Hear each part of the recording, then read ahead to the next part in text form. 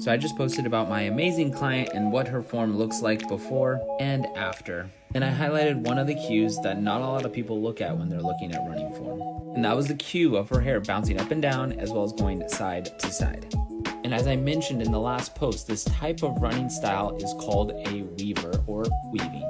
And instead of having a whole post on my client's beautiful hair, I want to talk to you about the mechanics. Let's go ahead and start from the ground up. So here's a line that indicates the center of her hips. And if you can see in the video, she keeps landing her feet in between her hips every time she strides forward.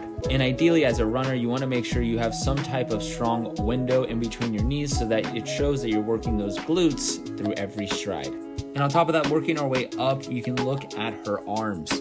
She's swinging her arms into her body. So think of her right arm going into the left side and her left arm going into the right side. Now with her new mechanics, this is what's changed. Her arms are directing towards the direction that she's trying to run, instead of the arm crossing over to the other side. Even though this new running mechanic is not perfect, she is definitely weaving less than she did in the first video. So I also want to mention that she is overstriding and needs to drive her hips more forward in her run.